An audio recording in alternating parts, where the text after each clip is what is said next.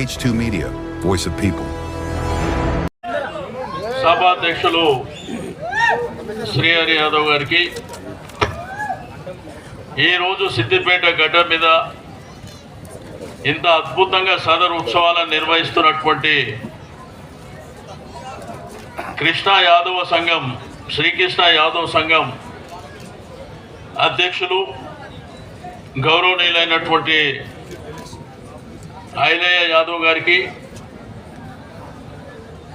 ఈనాటి ముఖ్య అతిథి మీ అందరి అభిమాన నాయకులు, 6 అడుగుల బుల్లెట్, మా అందరి ఆత్మీయుడైనటువంటి హరీష్ అన్న,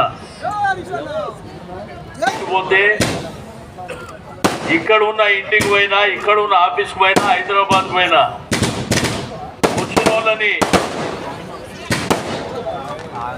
ఎంత ఆత్మీయంగా పలకరించడమే కాకుండా ఏం బిడ్డ తిన్నావా, ఛాయ్ తాగుతావా, ఏం ఆపద ఉందని ఎవరన్నా హరీషాన్ని ఇంటికి పోయి ఖాళీ వచ్చిండ్రా? ఎప్పుడన్నా ఖాళీగా వచ్చిండ్రా హరీషాన్ని ఇంటికి పోయి? మరి అటువంటి నాయకుడు ఉండడమే సిద్దిపేట ప్రజల అదృష్టం అని చెప్పి నేను ఈ సందర్భంగా తెలియజేస్తా ఉన్నా. తెలంగాణ రాష్ట్రం ఏర్పడిన తర్వాత వారు మంత్రిగా రాష్ట్రంలో అనేకమైనటువంటి కార్యక్రమాలు చేసినప్పటికీ, మంత్రి ఎంత బిజీ ఉన్నా కానీ రాత్రి 12-1 గంట అయినా కానీ సిద్దిపేట ముఖం చూడది, హైదరాబాద్ పోడు, ఎక్కడనన్నా తిరగని. కానీ ఎంత రాత్రి వరకు జిల్లాల పొంటి తిరిగినా, ఎక్కడ తిరిగినా కానీ పొద్దున లేస్తే మీ అందరికి అందుబాటులో ఉండడమే కాకుండా ఎన్ని కార్యక్రమాలు జరిగినాయి. ఈరోజు సిద్దిపేట రూపురేఖలు మారినాయంటే అది హరీష్ అన్న అనేటువంటి విషయం మనమే కాదు, చిన్న పిల్లల్ని అడిగినా చెప్తారు. ఇక మా కుల బంధువులు అందరు ఇక్కడ ఉన్నారు. కుల బంధువులకు అందరికీ నమస్కారాలు. గౌరవ దుబ్బాక శాసనసభ్యులు, మాజీ పార్లమెంట్ సభ్యులు పెద్దలు కొత్త ప్రభాకర్ రెడ్డి అన్న గారికి, అదేవిధంగా రాజేష్ గారు, ఐలయ్య యాదవ్ గారికి, శ్రీనివాస్ గారికి, రాజనర్సు గారికి, రాజారాం యాదవ్ గారు, సతీష్ గారు, అజయ్ యాదవ్ గారు, కత్తి లోకేష్ గారు, పరశురాములు గారు, మల్లికార్జున్ గారు, భూపాల్ గారు, చిత్తల శ్రీనివాస్ గారు,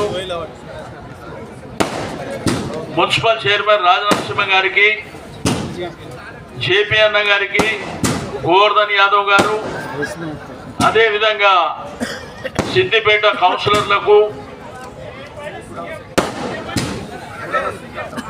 గుడాల శ్రీకాంత్ గౌడ్ గారు, అదేవిధంగా సర్పంచులకు, మాజీ సర్పంచులు, అదేవిధంగా కుల సంఘం పెద్దలకు, మా అక్క చెల్లెళ్ళకు అందరికీ నమస్కారాలు. ఈరోజు సదరు ఉత్సవాలు యాదవులంటే నీతికి నిజాయితీకి మారు పేరు. ఒక మాట ఇచ్చిండ్రంటే ఆ మాట మీద నిలబడేటువంటి జాతి యాదవ జాతి. 364 రోజులు కాయ కష్టం చేసి పాడి పశువులతోని ఎప్పుడు చూసినా పొద్దున్న లేస్తే సాయంత్రం వరకు మన వృత్తి మీద ఆధారపడ్డటువంటి జీవితాలు.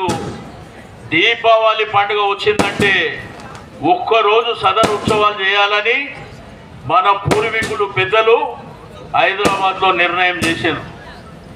వారి యొక్క పరంపర 60-70 సంవత్సరాల నుంచి హైదరాబాద్లో కొనసాగుతుంది. నేను ఆ రోజు మంత్రిగా ఉన్నప్పుడు, ఒక నాయకుడిగా ఉన్నప్పుడు దీన్ని రాష్ట్రం అంతా ఉపయోగించుకోవాలని మన యాదవ్ సంఘం పెద్దలకు చెప్పిన. ఇది ఎవరికి రానటువంటి అవకాశం. మన సంఖ్యాబలమే కాకుండా మన ఐక్యతను కూడా చూపించుకోవాల్సినటువంటి అవసరం ఈ యొక్క సదరు ఉత్సవాలలో ఉంటుంది. ఈ సదరు కార్యక్రమాలు చేస్తే అన్ని వర్గాల ప్రజలు కూడా మనకు సహకరిస్తారు. ఒక యాదవులే కాకుండా ఇతర కులాల వాళ్ళు కూడా దీన్ని బ్రహ్మాండంగా కోఆపరేట్ చేస్తారు. కాబట్టి దీన్ని జిల్లాల వారీగా చేయండి అని చెప్పి గడిచిన 7-8 సంవత్సరాల క్రితం పిలుపునిస్తే ఈరోజు రాష్ట్ర వ్యాప్తంగా కూడా అన్ని ప్రాంతాలలో చేస్తూ ఉన్నారు. యాదవులను అంటే మామూలు కులం కాదు.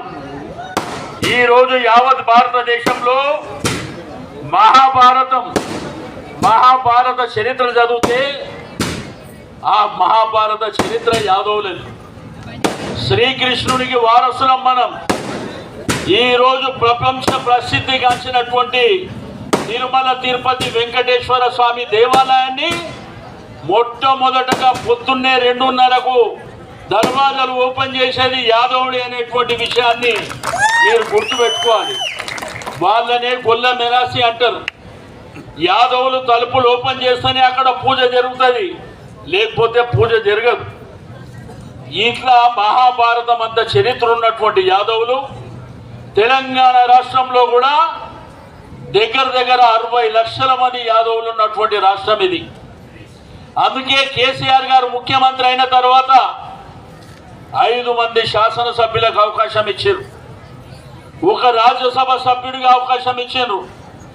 అత్యున్నతమైనటువంటి భారత పార్లమెంట్లో యాదవులకు అవకాశం లేకపోతే ఒక రాజ్యసభ లింగయ్య యాదవ్ గారిని మరి ఢిల్లీకి పంపించినటువంటి మహానుభావుడు కేసీఆర్ గారు అని చెప్పి నేను ఈ సందర్భంగా తెలియజేస్తా ఉన్నాను.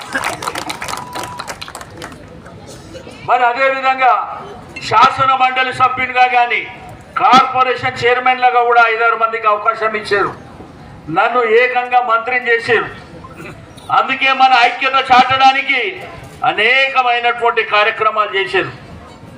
మరి డిపార్ట్మెంట్లో ఈ పశు సంవర్ధక శాఖ అంటే గతంలో ఎవరు మంత్రిగా మాకు వద్దు అంటుండే. అద్భుతంగా రాష్ట్ర వ్యాప్తంగా మన యొక్క కులానికి మన కుటుంబాలకు ఈ శాఖ ద్వారా బ్రహ్మాండమైనటువంటి కార్యక్రమాలు, కొన్ని వేల కోట్ల రూపాయలు పెట్టి గొర్రెల పంపిణీ కార్యక్రమాలు చేపట్టినాం. దాంతోపాటు మందు కానీ మార్పు కానీ అనేకమైనటువంటి కార్యక్రమాలు మరి రాష్ట్ర వ్యాప్తంగా జరుగుతుండే. ఈరోజు యాదవులకు కోకాపేట ప్రాంతంలో 5 ఎకరాల స్థలాన్ని ముఖ్యమంత్రి గారు ఇవ్వడమే కాకుండా 5 కోట్ల రూపాయలతోని బ్రహ్మాండంగా అద్భుతంగా మరి బిల్డింగ్ కూడా కంప్లీట్ అయింది. ఈరోజు యాదవుల కోసం ముఖ్యమంత్రి గారు మరి ఆ రోజు ఆర్థిక మంత్రిగా ఇరిగేషన్ మంత్రిగా ఉన్నటువంటి హరీష్ అన్న ఎనలేని కృషి చేసి మన కోసం, మన కుటుంబాలకు, మన బంధువులకు ఈ యొక్క కార్యక్రమాలు చేసుకొని ముందుకెళ్ళినటువంటి సందర్భం. కానీ ఈరోజు చూస్తే తెలంగాణ రాష్ట్ర శాసనసభలో ఒక్క యాదవుడు కూడా ఎమ్మెల్యే లేడు, నా తప్ప ఎవరు లేరు. మరి ఈరోజు మన ఐక్యత చెప్పవలసినటువంటి అవసరం ఉన్నది. నేను ఇక్కడ కుల బాంధవులకు, యువ నాయకులకు, మా కులాన్ని కుల సంఘం పెద్దలకు నేను రిక్వెస్ట్ చేస్తున్నా, వచ్చేసారి సిద్దిపేటలో సదర్ జరిగితే అందరు కలిసి ఒకటే చేస్తే వస్తాం. మీరు ఇట్లా విడివిడిగా చేస్తే మన ఐక్యత దెబ్బతింటుంది. మనకిది గొప్ప ఆపర్చునిటీ. మన సంఖ్యని, మన బలాన్ని, మన బలగాన్ని చూపించేటువంటి కార్యక్రమం. మీరందరు కలిసి ఒక్క దగ్గర చేస్తే సిద్దిపేట కాదు, చుట్టుపక్కల కరీంనగర్, ఆ పక్కన నిజామాబాద్ కానీ వరంగల్కు పాకిపోవాలి. ఏంది సిద్దిపేటలో యాదవులు చేసినటువంటి సదర్ కార్యక్రమం అని ఇట్లా 4 భాగాలుగా చేయడం అది మనకే మంచిది కాదని చెప్పి నేను ఈ సందర్భంగా తెలియజేస్తా ఉన్నాను. ఎందుకంటే రాష్ట్రంలో మార్పులు చాలా వస్తున్నాయి. ఈరోజు బీసీలలో చైతన్యం కూడా వస్తుంది. మరి అదేవిధంగా చదువుకున్న వాళ్ళ సంఖ్య కూడా పెరిగిపోతున్నటువంటి సందర్భం. ఇప్పుడే అవేర్నెస్ రావాల్సినటువంటి అవసరం ఉన్నది, ఐక్యత రావాల్సినటువంటి అవసరం ఉన్నది.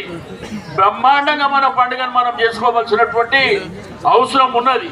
మీకు అందరికీ తెలుసు, మీరు సిద్దిపేటలో అందరు కలిసి కార్యక్రమాన్ని ఏకతాటి మీద తీసుకొస్తే దానికి అయ్యేటువంటి ఖర్చులన్నీ నేను హరీష్ అన్న చూసుకుంటాం. మీకు ఏ ఇబ్బంది లేకుండా మేము చూసుకుంటాం. ఎందుకంటే మన ఐక్యతను దెబ్బతీయడానికి కొన్ని శక్తులు ప్రయత్నం చేస్తాయి. మనని ఒకటిగా ఉండకుండా చేయడానికి మనల్ని గ్రూపులుగా విడిపోవడానికి చేయడానికి చాలా శక్తులు ప్రయత్నం చేస్తాయి. దీన్ని మీరు పరిగణలోకి తీసుకోవాల్సినటువంటి అవసరం ఉన్నది. హైదరాబాద్లో కూడా నారాయణగూడ ప్రాంతంలో ఒక్క దగ్గరనే సదర్ జరుగుతుంది. దీపావళి తెల్లారి గ్రేటర్ హైదరాబాద్లో అన్ని ప్రాంతాలలో జరుగుతాయి. కానీ రెండో రోజు ఒక్క నారాయణగూడ ప్రాంతంలోనే కొన్ని లక్షలాది మంది సమక్షంలో ఆ కార్యక్రమం జరుగుతుంది.